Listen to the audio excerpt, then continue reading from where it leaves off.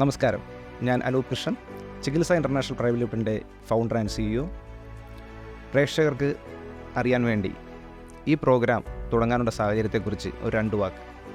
നമുക്കറിയാം, ആരോഗ്യ മേഖലയിലെ ഏറ്റവും സുപ്രധാന ഘടകമാണ് ഡോക്ടേഴ്സ്. അതുപോലെ അത്ര ഇമ്പോർട്ടൻ്റ് ആണ് അവരുടെ സമയവും. നമ്മൾ ഒരുപാട് കേട്ടിട്ടുണ്ടാവും, ഒരു 5 മിനിറ്റ് നേരത്തെ വന്നിരുന്നെങ്കിൽ, അല്ലെങ്കിൽ കുറച്ച് അരമണിക്കൂർ മുന്നേ എത്തിച്ചിരുന്നുവെങ്കിൽ ഈ ജീവൻ രക്ഷപ്പെടുത്താമെന്ന്. അവിടെ സുപ്രധാന ടൈം രോഗിയെ എത്തിക്കുക എന്നുള്ളതാണ്. ഇതിന് മറുവശമുണ്ട്, ഡോക്ടറിൻ്റെ കൃത്യസമയത്ത് സാന്നിധ്യം. ഡോക്ടർ കൃത്യസമയത്ത് അവൈലബിലിറ്റി നമുക്ക് നഷ്ടപ്പെടുകയാണെങ്കിലും ഇതേ ഫലമാണ് ഉണ്ടാവുക. ഡോക്ടറിൻ്റെ സമയം എത്രത്തോളം സേവ് ചെയ്യാം എന്നൊരു ഉദ്ദേശശുദ്ധിയോടു കൂടിയാണ് ചികിത്സ.com എന്ന പ്ലാറ്റ്ഫോം നമ്മൾ ഇൻട്രൊഡ്യൂസ് ചെയ്തത്.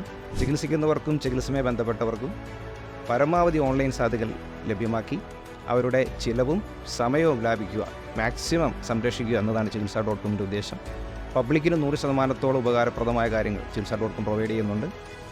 ഓൺലൈൻ പ്ലാറ്റ്ഫോംസ് നേരത്തെ ഉണ്ടായിട്ടുണ്ട്, കോവിഡ് സമയത്ത് ഓൺലൈൻ പ്ലാറ്റ്ഫോംസ് ഉണ്ടായിട്ടുണ്ട്. പക്ഷേ നമ്മുടെ പ്ലാറ്റ്ഫോമിൽ ഒരു ഡോക്ടറിനെ അല്ലെങ്കിൽ ചികിത്സകരെ മാക്സിമം ഡാറ്റ കണ്ട് അവരുടെ ഫുൾ ഡീറ്റെയിൽ കണ്ട് മനസ്സിലാക്കിക്കൊണ്ട് ബുക്ക് ചെയ്യാനുള്ള ഒരു പ്ലാറ്റ്ഫോമായിട്ടാണ് ചികിത്സ.com നമ്മൾ ഹെൽപ്പ് ചെയ്യുന്നത്. ആരോഗ്യ മേഖലയിൽ പരിപൂർണ അല്ലെങ്കിൽ മാക്സിമം വിവരങ്ങൾ ഉള്ള ഒരു തുറന്ന പുസ്തകമായിട്ടാണ് ചികിത്സ.comനെ മാറ്റുക എന്നതാണ് ഞങ്ങളുടെ പരമലക്ഷ്യം. അതിൻ്റെ ഭാഗമായി നമ്മൾ സ്റ്റാർട്ട് ചെയ്തതാണ് ഈ യൂട്യൂബ് ചാനൽ. നിങ്ങൾക്കറിയാം, എല്ലാ വിവരങ്ങളും ലഭിക്കുന്നത് ഇപ്പോൾ യൂട്യൂബ് ചാനലിൽ നിന്നാണ്. അപ്പോൾ ആരെയും പുകഴ്ത്തിയോ ഇകഴ്ത്തിയോ സംസാരിക്കുന്നതല്ല.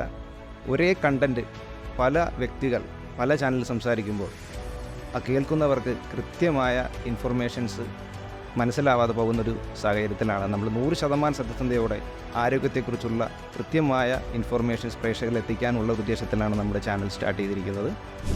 ആരോഗ്യ സംഭാഷണം, ഒരു ആരോഗ്യ സംഭാഷണം എന്ന നാമത്തിൽ ഓരോ അധ്യായമായിട്ടാണ് നമ്മൾ ഈ ആരോഗ്യത്തെക്കുറിച്ചുള്ള ഇൻഫർമേഷൻസ് പ്രേക്ഷകരിലോട്ട് എത്തിക്കുന്നത്. അതിൻ്റെ ആദ്യത്തെ എപ്പിസോഡാണ് നമ്മൾ ഇവിടെ സ്റ്റാർട്ട് ചെയ്യുന്നത്. പ്രേക്ഷകരുടെ പരിപൂർണ പിന്തുണയും അതേപോലെ ആശംസകളും ഞങ്ങളോടൊപ്പം ഉണ്ടാവും ഞങ്ങൾ വിശ്വസിച്ചുകൊണ്ട് നിങ്ങളേവരെയും ഞാൻ സ്വാഗതം ചെയ്യുന്നു. Welcome to ചികിത്സ.com.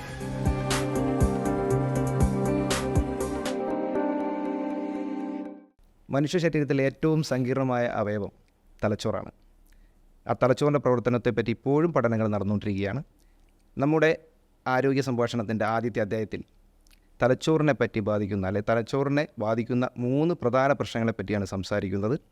1 അപസ്മാരം, 2 പക്ഷാഘാതം അല്ലെങ്കിൽ സ്ട്രോക്ക്, 3 ഓട്ടിസം. അത് പ്രത്യേകിച്ച് കുട്ടികളിൽ ബാധിക്കുന്ന ഈ 3 കാര്യങ്ങളെപ്പറ്റിയാണ് കൂടുതൽ നമ്മൾ ചർച്ച ചെയ്യുന്നത്. മസ്തിഷ്കം എന്നത് സങ്കീർണമായ അവയവമാണെങ്കിൽ അത് കൈകാര്യം ചെയ്യുന്ന വ്യക്തി അത്രത്തോളം ഇമ്പോർട്ടൻ്റ് ഒരാളാണ്. ഇന്ന് നമ്മളോടൊപ്പം അതിഥിയായി ഉള്ളത് പ്രശസ്ത പീഡിയാട്രിക് ന്യൂറോളജിസ്റ്റും ആസ്റ്റർ മെഡിസിറ്റി കൊച്ചിയിൽ പ്രവർത്തിച്ചു വരുന്ന ഡോക്ടർ ഡേവിഡ്സൺ ദേവസിയാണ്. അദ്ദേഹത്തെ നമ്മുടെ ഈ പ്രോഗ്രാമിലേക്ക് ഹാർദവമായി സ്വാഗതം ചെയ്യാം. നമസ്കാരം ഡോക്ടർ.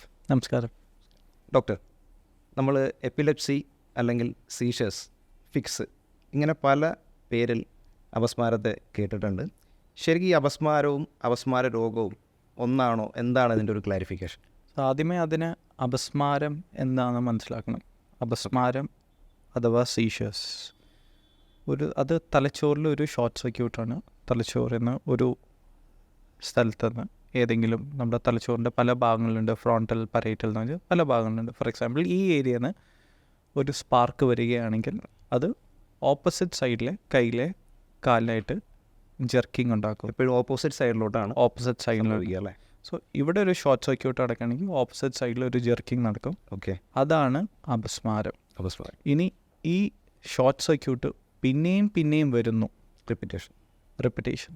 ആ ഒരു തലച്ചോറിന് പിന്നെയും സ്പാർക്ക് വരാനായിട്ട് അല്ലെങ്കിൽ ഷോർട്ട് സർക്യൂട്ട് വരാനായിട്ടുള്ള ഒരു പ്രവണത ഉള്ള തലച്ചോറിനെ നമ്മൾ അപസ്മാര രോഗത്തിലേക്ക് നയിക്കുക. ഓക്കെ, സോ അപസ്മാരം ഒരു തവണ വരുന്നത്, അപസ്മാര രോഗം പിന്നെയും അപസ്മാരം വരാൻ പ്രവണത ഉള്ള തലച്ചോറുള്ള ഒരു വ്യക്തിക്കാണ് നമ്മൾ അപസ്മാര രോഗം എന്ന് പറയുന്നത്. ഇംഗ്ലീഷിൽ അപസ്മാരത്തിന് സീഷേഴ്സ് എന്ന് പറയും, അല്ലെങ്കിൽ ഫിറ്റ്സ് എന്ന് പറയും. അപസ്മാര രോഗം എപ്പിലെപ്സി, പിന്നെയും സീഷേഴ്സ് വരുന്ന പ്രവണത ഉള്ള തലച്ചോറ്, എപ്പിലെപ്റ്റിക് ബ്രെയിൻസ്, അതാണ് നമ്മൾ ഉദ്ദേശിക്കുന്നത്. ഓക്കെ, ആക്ച്വലി കുട്ടികൾക്ക് മെയിനായിട്ട് പനിയോട് കൂടിയ അപസ്മാരം സർവ്വസാധാരണമായിട്ട് ഉണ്ടാവാറുണ്ട്. അത് ശരിക്കും ഒരു പേടിക്കേണ്ട ഒരു കാര്യമാണ്. അല്ല, എന്താന്ന് വെച്ചാൽ, ഉദാഹരണത്തിന് ഓക്കെ. പല്ല് വരുന്ന സമയത്ത് കുട്ടികൾ കടിക്കാറുണ്ട്, നമ്മൾ ബോധർ ചെയ്യാറില്ല. ഒരു പ്രായത്തിൽ കൈ കിട്ടുന്ന സാധനങ്ങൾ വലിച്ചെറിയും, ഓക്കെ. അല്ലെങ്കിൽ കയ്യിൽ എന്തെങ്കിലും തടഞ്ഞാൽ അതെടുത്ത് വായിലേക്കിടും. അതൊക്കെ ആ പ്രായത്തിലുള്ളൊരു പെരുമാറ്റത്തിലൊരു വ്യത്യാസമാണ്, ഒരു ബിഹേവിയർ ചേഞ്ചാണ്. അതേപോലെ പനി വരുമ്പോൾ തലച്ചോറ് അബ്നോർമലായിട്ട് പ്രവർത്തിക്കുന്നു. ആ കാലഘട്ടം എന്ന് പറയുമ്പോൾ ഏകദേശം 6 മാസം മുതൽ 6 വയസ്സ് വരെ. 6 വയസ്സ് വരെ. സോ അതിനാണ് പനിയോടുകൂടി വരുന്ന അപസ്മാരം. അത് ഒരിക്കലും അപസ്മാര രോഗമായി മാറാനായിട്ടുള്ള സാധ്യത വളരെ വളരെ കുറവാണ്. അത് അപസ്മാരം വരുമ്പോൾ ബ്രെയിൻ ഡാമേജ് നടക്കുന്നില്ല. ഭാവിയിൽ കുട്ടികൾക്ക് പഠന വൈകല്യങ്ങളോ സൈക്കാട്രിക് ഇൽനെസ്സോ അപസ്മാര രോഗമായി മാറുന്നില്ല എന്ന് മാതാപിതാക്കൾ മനസ്സിലാക്കണം. ഇത് അറിഞ്ഞാൽ തന്നെ അവർക്ക് ഒരു 90% സമാധാനം ഉണ്ടാവും. ഓക്കെ. ഈ ചൂട് കൂടുന്നത് കൊണ്ടോ അല്ലെങ്കിൽ എന്താണ് അതിൻ്റെ ഒരു മെയിനായിട്ടുള്ളത്? ടെമ്പറേച്ചറിൻ്റെ വ്യത്യാസം കൊണ്ടാണ്? അതെ, അത് പനി വരുമ്പോൾ തലച്ചോറിൽ സ്വഭാവം മാറുന്നതാണ്. തലച്ചോറിൻ്റെ ഒരു സ്വഭാവം മാറുന്നതാണ്. ആ സ്വഭാവം മാറുന്ന സമയത്ത് തലച്ചോറ് സ്ക്രീം ഔട്ട് ചെയ്യുന്നതാണ്, അപസ്മാരമായിട്ട് സ്ക്രീം ഔട്ട്. അത് ആ പ്രായത്തിലുള്ള ഒരു പെരുമാറ്റ വ്യത്യാസമായിട്ട് മാത്രം കണ്ടാൽ മതി. അത് ലൈഫ് ലോങ് നിൽക്കില്ല, അപസ്മാര രോഗമായി മാറാൻ പോകുന്നില്ല. നേരത്തെ പറഞ്ഞ കാര്യങ്ങൾ തന്നെ. ഈ എല്ലാ നുരയും പതയും അല്ലെങ്കിൽ നമുക്ക് വിറവൽ സംഭവിക്കും, ഇതെല്ലാം അപസ്മാരമാണോ? ഉറപ്പിക്കാൻ പറ്റുമോ നമുക്കത്? ആക്ച്വലി വിറവൽ കണ്ടാലോ അല്ലെങ്കിൽ നുരയും പതയും വന്നാൽ തന്നെ എല്ലാവരും തോന്നുന്നത് അപസ്മാരമാണെന്ന് ഒറ്റയടിക്ക് നമ്മൾ കാണുന്നവർ വിചാരിക്കുകയാണ്. അപ്പോൾ അത് ശരിക്കും അപസ്മാരമാണോ? ഒറ്റ വാക്യത്തിൽ അല്ല എന്നാണ്. ഓക്കെ. എല്ലാം നുരയും പതയും വിറയലും അപസ്മാരമല്ല. ഇനി ഇതെങ്ങനെ തിരിച്ചറിയാം എന്ന് ചോദിക്കുകയാണെങ്കിൽ, നമുക്ക് ആ വിറയലും നുരയും പതയും തന്നെ എനാക്ട് ചെയ്യാൻ പറ്റുവാണെങ്കിൽ, അത് ചെയ്ത് കാണിക്കാൻ പറ്റുവാണെങ്കിൽ അത് അപസ്മാരമല്ല. അപസ്മാരം എന്ന് പറയുന്നത് തലച്ചോറിലെ ഒരു അബ്നോർമൽ ഷോർട്ട് സർക്യൂട്ടാണ്. അത് ഒരിക്കലും നമുക്ക് അനുകരിക്കാനായിട്ട് സാധ്യമല്ല. ഇങ്ങനെ ചെയ്യുന്നത് ശരിക്കും സിനിമയിലൊക്കെ കാണുന്നത് ശരിക്കും അതെ, ശരിക്കും പറഞ്ഞാൽ ഒരാളും യഥാർത്ഥ അപസ്മാരമായിട്ട് അഭിനയിക്കാൻ സാധ്യമല്ല. അല്ല, എക്സാക്ട്ലി. ഇനി അതൊന്ന്. പിന്നെയുള്ളത് ഈ അപസ്മാരത്തിനെ പറ്റിയുള്ള പല മിഥ്യാധാരണകളാണ്. ബാധ കയറിയതാണ്. പിന്നെ അപസ്മാരം വരുമ്പോഴത്തേക്കും കയ്യിൽ താക്കോല് കൊടുക്കുക, വായിലേക്ക് സ്പൂണ് കുത്തിക്കയറ്റുക. ഒരിക്കലും അങ്ങനെ ചെയ്യരുത്. അത് ചെയ്യുന്നത് കാരണം അപസ്മാരം നിൽക്കാൻ പോകുന്നില്ല. ഓക്കെ. ശരാശരി ഒരു അപസ്മാരത്തിൻ്റെ ദൈർഘ്യം ഒരു ലെസ് ദാൻ 5 minutes ആണ്. Okay, less than 5 minutes. ഞാൻ ഒരു താക്കോലെടുത്ത് തിരിച്ചു കൊണ്ടുവന്ന് വന്ന് ആ വ്യക്തിയുടെ കയ്യിലേക്ക് താക്കോല് കൊടുക്കുമ്പോഴത്തേക്കും അപസ്മാരം നിൽക്കും. യെസ്. അവരെ സംബന്ധിച്ചോളം താക്കോല് കൊടുത്തിട്ടാണ് അപസ്മാരം നിന്നത്. ശരിയാണോ? തെറ്റാണ്. ആ രീതിയിൽ ശരിയാണ്, പക്ഷെ ആക്ച്വലി തെറ്റാണ്. അത് അതിൻ്റെ നോർമൽ രീതിയിൽ നിന്ന് പോയതാണ്. ശരിക്കും 5 മിനിറ്റ് കൊണ്ട് താക്കോല് കൊടുക്കുന്ന സമയം കൊണ്ട് അപസ്മാരം നിന്നു. ചിലത് 1-2 മിനിറ്റ് ഉണ്ടാവുള്ളൂ. പോക്കറ്റിൽ താക്കോലെടുത്ത് കൊടുത്തു, തീർന്നു. മനസ്സിലായി? ഒരിക്കലും അപസ്മാരം വരുന്ന സമയത്ത് നമ്മുടെ വിരലകത്തേക്കിടോ സ്പൂണകത്തേക്കിടോ ഒന്നും ചെയ്യാൻ പാടില്ല. നമ്മുടെ വിരൽ അറ്റുപോകും. അത് പറഞ്ഞപ്പോഴാണ് എനിക്ക് പേഴ്സണലായിട്ടുള്ളൊരു എക്സ്പീരിയൻസ് ഷെയർ ചെയ്യാനായിട്ടുള്ള. ഒരു 10-12 വയസ്സായിട്ടുള്ളൊരു കുട്ടിയായിട്ട് അമ്മ വന്നു. പല പ്രസക്തമായിട്ടുള്ള ഡോക്ടർമാരെ കണ്ടിരുന്നു. അപസ്മാരത്തിൻ്റെ മരുന്ന് 1, 2 അല്ല 3, 4 അപസ്മാരത്തിൻ്റെ മരുന്നുകൾ കഴിച്ചുകൊണ്ട് വർഷങ്ങളായിട്ട് ട്രീറ്റ് ചെയ്യുന്ന കുട്ടിയാണ്. ട്രീറ്റ് ചെയ്തുകൊണ്ടിരിക്കുന്ന കുട്ടിയാണ്. ഒരു 2-3 വർഷമായിട്ട് ട്രീറ്റ്മെൻറ്റിലായിട്ട് അപസ്മാരത്തിന് വേണ്ടിയിട്ട് തന്നെ പല ഡോക്ടർമാരെയും കണ്ടിട്ട് നമ്മുടെ അടുത്തേക്ക് വരുന്നു. സോ നമ്മൾ മനസ്സിലാക്കുന്നത് പ്രഗത്ഭരായ ഡോക്ടേഴ്സ് കണ്ടിട്ടുണ്ട്. അതെ, അപസ്മാരത്തിൻ്റെ മരുന്നാണ് കഴിച്ചുകൊണ്ടിരിക്കുന്നത്. 3 വർഷം ഒരു അപസ്മാരമുള്ള ഒരു കുട്ടീനെ നോക്കുന്ന അമ്മയ്ക്ക് ഒരു പക്ഷേ ഡോക്ടറിനെ കാട്ടി നല്ല വിവരം ഉണ്ട്. തീർച്ചയായും. ആ അമ്മ ആ കുട്ടീനെ മാത്രം നോക്കിയാൽ മതി. അതെ, വേറെ ഒന്നും പഠിക്കേണ്ട ആവശ്യമില്ല. സോ കുട്ടിക്ക് എപ്പോഴൊക്കെ അപസ്മാരം വരുന്നു, എപ്പോഴൊക്കെ വരുന്നില്ല, എന്തൊക്കെയാണ് സാഹചര്യങ്ങൾ, എന്തൊക്കെയാണ് ട്രിഗേഴ്സ് എന്നുള്ള, ഏത് മരുന്ന് പറ്റും, ഏത് മരുന്ന് പറ്റില്ല എന്നെല്ലാം ഡോക്ടറിന് ഇൻഫോർമേഷൻ കൊടുക്കുന്ന അങ്ങനത്തെ ഒരു അമ്മയാണ്. അങ്ങനെയാണ് നമ്മൾ കാണുന്നത്. സോ അങ്ങനത്തെ ഒരു അമ്മ നമ്മുടെ അടുത്ത് വന്ന് പറയുന്നു, ഡോക്ടറെ എൻ്റെ കുട്ടിക്ക് അപസ്മാരം വന്നു, ഇങ്ങനെയാണെന്ന് പറഞ്ഞ് വന്ന രീതികളെല്ലാം നല്ല വൃത്തിക്ക് വിശദീകരിച്ചിരുന്നു. സോ പിന്നെയും നമ്മൾ എന്താ ചെയ്യുക, മരുന്ന് പിന്നെയും കൂട്ടുക, അപസ്മാരം നിൽക്കുന്നില്ല, പിന്നെയും അപസ്മാരം വന്നുകൊണ്ടിരിക്കുന്നു. അങ്ങനത്തെ ഒരു സാഹചര്യത്തിൽ ഞാൻ എൻ്റെ കൂട്ടുകാരായിട്ട് എല്ലാം ഡിസ്കസ് ചെയ്തു, വേറെ ഡോക്ടേഴ്സായിട്ട് ഡിസ്കസ് ചെയ്തു, ഇന്ത്യയുടെ അകത്തും പുറത്തായിട്ടുള്ള ഡോക്ടേഴ്സായിട്ട് ഡിസ്കസ് ചെയ്തിട്ട് എല്ലാം മരുന്ന് നിർത്താൻ തീരുമാനിച്ചു. അപ്പോൾ എത്ര സമയം എടുത്തു? ഇപ്പോൾ ഡോക്ടറിൻ്റെ എത്ര നാൾ? ഏകദേശം ഒരു വർഷം ഡോക്ടർ തന്നെ ഞാൻ തന്നെ ട്രീറ്റ് ചെയ്തു. അപസ്മാരം കൺട്രോളാവുന്നില്ല. എന്തോ ഇത്രയും ഒരു 4-5 മരുന്ന് ഒരു കുട്ടിക്ക് കൊടുക്കുക എന്ന് പറഞ്ഞാൽ അത് ക്രൂരതയാണ്. അതിൽ കൺട്രോളാവാത്ത അപസ്മാരം എന്തോ ഒന്നെങ്കിൽ അത് നമ്മുടെ ഡയഗ്നോസിസിലൊരു അപസ്മാരം ആവണമെന്നില്ല, അല്ലെങ്കിൽ വേറെ എന്തെങ്കിലും സങ്കീർണമായിട്ടുള്ളൊരു അപസ്മാരം ആവാൻ സാധ്യതയുണ്ട്. അതിൻ്റെ പശ്ചാത്തലത്തിൽ ഞങ്ങൾ മരുന്ന് നിർത്തുകയും കണ്ടിന്യൂസ് വീഡിയോ EEG എന്ന് പറയുന്നത് ഹാർട്ടിന് ECG ചെയ്യുന്നത് പോലെ തലച്ചോറിൻ്റെ ആക്ടിവിറ്റി അറിയുന്നതാണ്. എല്ലാ മരുന്ന് നമ്മൾ ഒറ്റയടിക്ക് നിർത്തുകയും 24-48 മണിക്കൂർ കണ്ടിന്യൂസ് ആയിട്ട് വീഡിയോ റെക്കോർഡിങ് ചെയ്തു ആ കുട്ടിയുടെ തലച്ചോറിൻ്റെ പ്രവർത്തനം അറിയാനായിട്ട്. അതിൽ 1 സെക്കൻഡ് പോലും അപസ്മാര തരംഗം ഉണ്ടായിരുന്നില്ല. ആ കുട്ടിക്ക് അപസ്മാരം എന്ന് അമ്മ വിശേഷിപ്പിക്കുന്ന ഒരു അബ്നോർമൽ റിയാക്ഷൻ, ജെർക്കിംഗ് ഉണ്ടായി. അത് അപസ്മാരമായിരുന്നില്ല. എന്തുകൊണ്ടെന്നാൽ ഞങ്ങൾക്ക് അതിൽ വീഡിയോ കാണാൻ പറ്റി. ഇതുവരെ അമ്മ ആരെയും വീഡിയോ കാണിച്ചിട്ടുണ്ടായിരുന്നില്ല.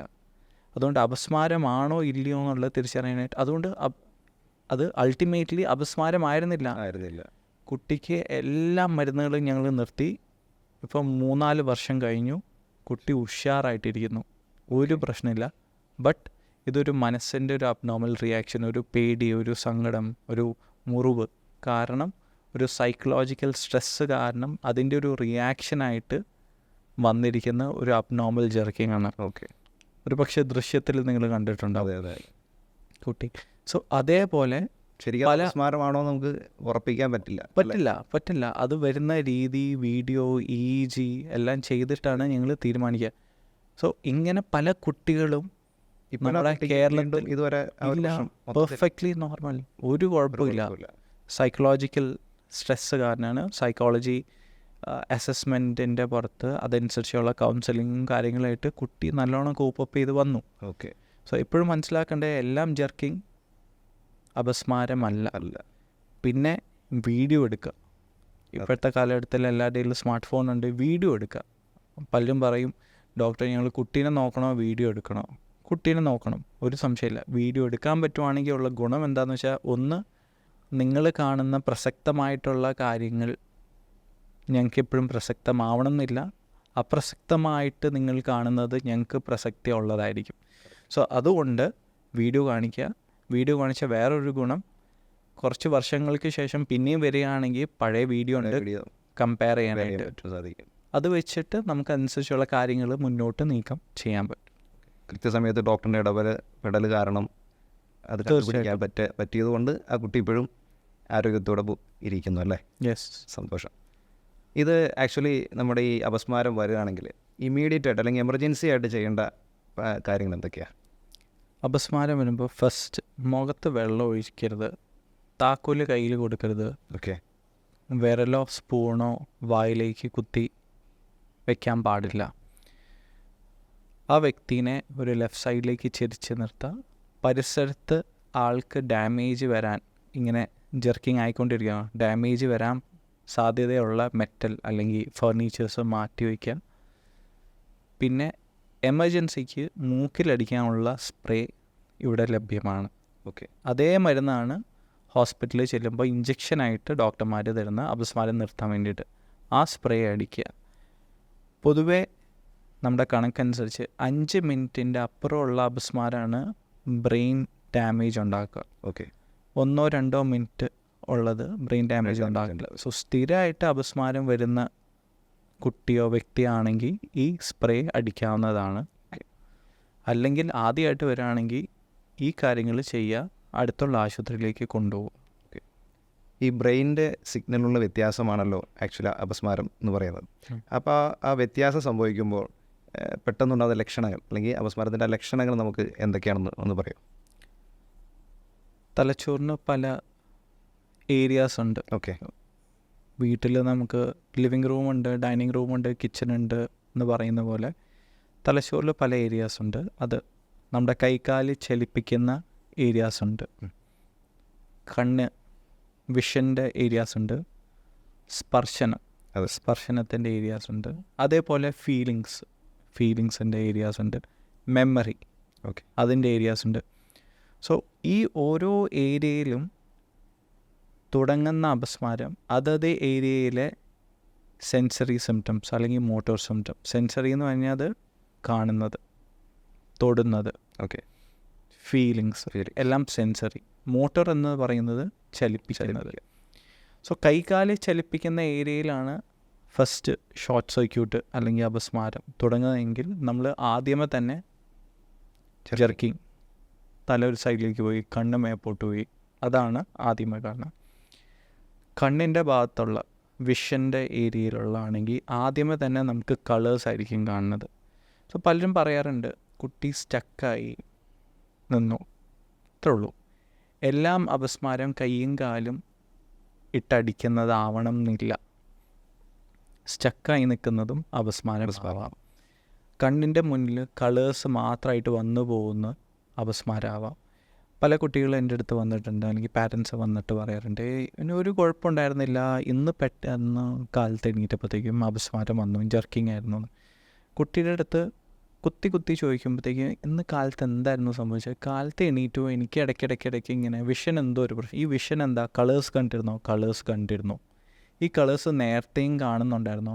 കുറച്ച് മാസങ്ങളായിട്ട് ഇടയ്ക്കിടയ്ക്ക് കളേഴ്സ് വന്നും പോയിക്കൊണ്ടിരിക്കും. ഈ കളേഴ്സ് വന്നും പോയിക്കൊണ്ടിരിക്കും ഇല്ലാത്ത കളേഴ്സാണ്, അവർക്ക് ഡിഫൈൻ ചെയ്യാനായിട്ട് പറ്റിയെന്ന് വരില്ല, ഫോംസ്. സോ അങ്ങനെ വരാം. പിന്നെ രണ്ടാമത് ഈ ഉറുമ്പരിച്ച് കയറുന്ന പോലെ ഒരു കാലിൽ ഫീലിങ്സ്, പെരുപ്പ് പോലെ, ഉറുമ്പരിച്ച് വരുന്ന പോലെ, എന്തൊരു ഫീലിംഗ് പോലെ ഒരു സൈഡിൽ നിന്ന് ഇങ്ങനെ കയറി വന്ന് പിന്നെ അപസ്മാരമായിട്ട് വരാം. ഇതിനെയൊക്കെ നമ്മൾ ഓറ എന്ന് പറയും. ഓറ എന്ന് പറയുന്നത് അപസ്മാരം. നമ്മൾ അപസ്മാരം എന്ന് പറയുമ്പോൾ കൈകാലം അടിക്കുന്നതാണല്ലോ അപസ്മാരം പൊതുജനത്തിന് മനസ്സിലാകുന്നത്. ആ പ്രോപ്പർ അപസ്മാരം വരുന്നതിന് മുന്നോടിയായിട്ടുള്ള സെൻസറി സിംറ്റംസ്, ലക്ഷണങ്ങൾ, കണ്ണിൻ്റെ മുന്നിലെ കളേഴ്സാണ്, തരിപ്പ്, പെരുപ്പ്, പേടി, ഫീലിങ്സ്, പേടി, നെഞ്ചെടുപ്പ് ഭയങ്കരമായിട്ട് കൂടുക, അല്ലെങ്കിൽ നേരത്തെ കണ്ടിരുന്ന ഒരു ഓർമ്മകൾ വരിക, അല്ലെങ്കിൽ നേരത്തെ ഒരു സാഹചര്യത്തിൽ എങ്ങനെയായിരുന്നോ നമ്മളിരുന്നത് അതേ സാഹചര്യം പോലെ ഒരു ഫെമിലിയാരിറ്റി തോന്നുക. ഇതെല്ലാം അപസ്മാരത്തിൻ്റെ തുടക്കമാകും. അതിനെയാണ് നമ്മൾ ഓറ എന്ന് പറയുന്നത്. സോ എന്തൊക്കെയാണ് ലക്ഷണങ്ങൾ? ഇതൊക്കെയാണ് കോമൺ ആയിട്ടുള്ള ലക്ഷണങ്ങൾ. വരുന്നതിൻ്റെ തൊട്ട് മുന്നിൽ കുറച്ച് ലക്ഷണങ്ങൾ, ആ ലക്ഷണം ഒരു പക്ഷേ അറിയാൻ പറ്റും, depending on which part of the brain is being stimulated. ഏത് ഭാഗത്താണ്? ശരിക്കും ചിലവർക്ക് ഈ ബോധം കിടന്ന ഒരു സ്റ്റേജ് ഉണ്ടാവില്ല, അപസ്മാരം വന്ന് ബോധം പോവുകയാണെങ്കിൽ. അതെ. പിന്നെ അത് ഓർമ്മയുണ്ടാവും അവർക്ക്. ആ ഒരു സിറ്റുവേഷൻ എങ്ങനെയാണ്? ഇല്ല, ഓർമ്മയുണ്ടാവില്ല. ഡോക്ടർ, ഏത് ഭാഗത്ത് ഇതൊരു ഡാമേജ് ആകുമ്പോഴാണ് ശരിക്കും ബോധം പോകുന്ന അപസ്മാരം, അല്ലെങ്കിൽ അപസ്മാരത്തിൽ ബോധം പോകുന്നത്, നഷ്ടപ്പെടുന്നത് ഏത് ഭാഗത്ത് സംഭവിക്കുമ്പോഴാണ്? ഏത് ഭാഗത്തിനെ കാട്ടി അത് തലച്ചോറിൻ്റെ ഒരു ഭാഗത്ത് വെച്ചിട്ടായിരിക്കും അപസ്മാര തരംഗങ്ങൾ പുറപ്പെടുക. അത് ഫുള്ളായിട്ട് വരുമ്പോൾ, തലച്ചോറിനെ പൂർണ്ണമായിട്ട് ബാധിച്ച് കഴിയുമ്പോൾ, അപസ്മാര തരംഗങ്ങൾ അതിലേക്ക് വ്യാപിച്ച് കഴിയുമ്പോഴാണ് ബോധം പൂർണ്ണമായിട്ടും നഷ്ടപ്പെടുന്നത്. ആ സമയത്താണ് ഫുള്ളായിട്ട് ആ ജെർക്കിങ് നമുക്ക് കാണാൻ സാധിക്കുക. ഒരു ഭാഗത്ത് മാത്രമാണെങ്കിൽ, ഫോർ എക്സാമ്പിൾ ചിലർക്ക് ഇങ്ങനത്തെ ഒരു ജെർക്കിങ്, കൈ മാത്രം, വിരൽ മാത്രം ജെർക്കിങ്, അവർക്ക് ബോധം ഉണ്ടാവും. പക്ഷെ അപസ്മാരം ആവാൻ സാധ്യതയുണ്ട്. ഒരു വിരൽ മാത്രമായിട്ട് അവർക്കറിയണ്ടേ ഇങ്ങനെയാണ് കൂടിക്കൊണ്ടിരിക്കുക, എന്നിട്ടായിരിക്കും ബോധം പോവുക. പക്ഷെ ആ ബോധം പോകുന്നതിന് മുന്നേ ആയിട്ട് അപസ്മാരം തുടങ്ങിയിട്ടുണ്ട്. അത് അവർക്ക് അറിയാനായിട്ടും സാധിക്കും. ശരി. നമുക്ക് എന്തൊക്കെ തരം ടെസ്റ്റുകളാണ് ഈ അപസ്മാരം വന്നാൽ? അത് ഓരോ സ്റ്റേജ് വൈസ് ആണോ? എന്തൊക്കെ തരം ടെസ്റ്റുകളാണ് സാധാരണയായിട്ട് ചെയ്യുക? കോമൺലി നമ്മൾ ചെയ്യുന്നത്, ഒന്ന് അപസ്മാരത്തിൻ്റെ ടെസ്റ്റിന് മുൻപേ ഇത് അപസ്മാരമാണോ ഇല്ലയോ എന്നുള്ള അറിയാനായിട്ടുള്ള, അത് വരുന്ന രീതി കൃത്യമായിട്ട് ഡോക്ടറിന് പറഞ്ഞു കൊടുക്കുക. വീഡിയോസ് ഉണ്ടെങ്കിൽ വീഡിയോസ് എടുത്തിട്ട് ഡോക്ടറിനെ കാണിക്കുക, ഒന്ന്.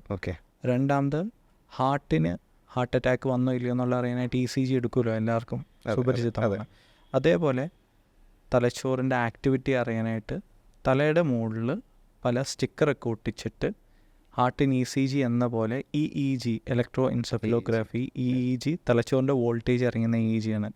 അത് അരമണിക്കൂർ മുതൽ ഒരാഴ്ച വരെ കണ്ടിന്യൂസ് ആയിട്ടുള്ള EEG റെക്കോർഡിംഗ് ഉണ്ട്. അത് വീഡിയോ EEG റെക്കോർഡിങ്ങും ഉണ്ട്. വീഡിയോ നടക്കും.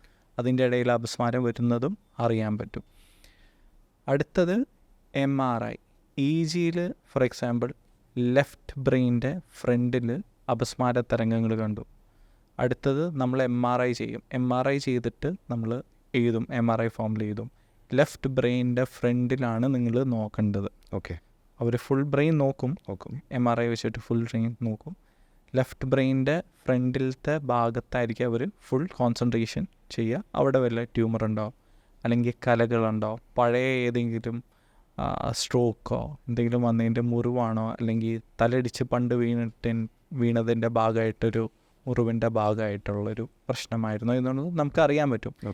MRI എന്ന് പറയുമ്പോഴത്തേക്കും അത് കാന്തം ഉപയോഗിച്ച് ചെയ്യുന്നതാണ്. അതിന് റേഡിയേഷൻ ഇല്ല, തികച്ചും റേഡിയേഷൻ ഫ്രീ ആണ്, സുരക്ഷിതമാണ്. പിന്നെ അടുത്ത കോംപ്ലക്സ് ആയിട്ടുള്ള പല പല ടെസ്റ്റുകളുണ്ട്. അത് കോംപ്ലക്സ് എപ്പിലെപ്സി അപസ്മാര രോഗത്തിന് വേണ്ടി ഞങ്ങൾ ചെയ്യുന്നതാണ്.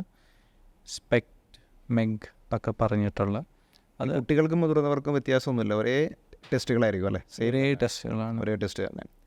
നമുക്ക് ഈ എല്ലാ അപസ്മാരം സർജറിയിലോട്ട് പോകുമോ? സർജറിയിലോട്ട് പോകുന്ന സർജറി എന്ന് പറയുമ്പോഴാണ് എല്ലാവരോടും പറയാനായിട്ടുള്ളത്, അപസ്മാരം ചികിത്സിച്ച് ഭേദമാക്കാൻ പറ്റുന്ന ഒരു അസുഖമാണെന്ന് മനസ്സിലാക്കണം. പനിയും ജലദോഷം ചികിത്സിച്ച് ഭേദമാക്കാൻ പറ്റുന്ന പോലെ ഒരു മെജോറിറ്റി അപസ്മാരം കൃത്യസമയത്ത് നിങ്ങൾ കറക്റ്റായിട്ടുള്ള ഡോക്ടറിൻ്റെ കയ്യിൽ എത്തിയാൽ ചികിത്സയിൽ കൂടെ പൂർണ്ണമായിട്ടും ശരിയാക്കാൻ പറ്റും. അറ്റ്ലീസ്റ്റ് നല്ല രീതിയിൽ കൺട്രോൾ ചെയ്യാൻ പറ്റും. എന്താണെന്ന് വെച്ചാൽ ഓരോ തവണയും അൺകൺട്രോൾഡായിട്ടുള്ള അപസ്മാരം വരുമ്പോൾ തലച്ചോറിൻ്റെ ബ്രെയിൻ കോശങ്ങൾ നശിച്ചുകൊണ്ടിരിക്കുകയാണ്. അവിടെ ഒരു അബ്നോർമൽ സർക്യൂട്ട് ഉണ്ടായിക്കൊണ്ടിരിക്കും. അപസ്മാര തരംഗങ്ങൾ കണ്ടിന്യൂസ് ആയിട്ട് അലയടിച്ചുകൊണ്ടിരിക്കും. അത് നിർത്താനായിട്ട് ബുദ്ധിമുട്ടായിരിക്കും. നേരത്തെ ഡോക്ടർ പറഞ്ഞു, ഒരു വിരൽ അനക്കുമ്പോൾ കുട്ടികൾക്ക് ചിലപ്പോൾ അത് മനസ്സിലായെന്ന് വരില്ല. പേരൻസിനോട് ഇപ്പോൾ പറയാതിരുന്നാലും ശരിക്കും അപസ്മാരം കുറച്ച് കോംപ്ലിക്കേറ്റഡിലോട്ട് പോവാം. കൃത്യസമയത്ത് കുട്ടികൾ കുറച്ചുകൂടെ ബുദ്ധിമുട്ടാണ് അല്ലേ? പെട്ടെന്ന് തിരിച്ചറിയാൻ കുട്ടികളെ തിരിച്ചറിയാനായിട്ട് എളുപ്പമല്ല, മിസ്സാവാനായിട്ട് സാധ്യതയുണ്ട്. ഇനി അപസ്മാരത്തിൻ്റെ സർജറീനെ പറ്റി പറയുമ്പോഴത്തേക്ക് 2 അതിലേറെയോ മരുന്നുകൾ നിങ്ങളുടെ കുട്ടി അല്ലെങ്കിൽ ആ വ്യക്തി കഴിക്കുകയാണെങ്കിൽ അപസ്മാരത്തിൻ്റെ സർജറി എപ്പോഴും ആക്സെപ്റ്റ് ചെയ്യുന്നതാണ് നല്ലത്. തലച്ചോറിൻ്റെ സർജറി എന്ന് പറയുമ്പോഴത്തേക്ക് എല്ലാവരും ഓടിപ്പോകും, ഭയങ്കര കോംപ്ലിക്കേറ്റഡ് ആണ്.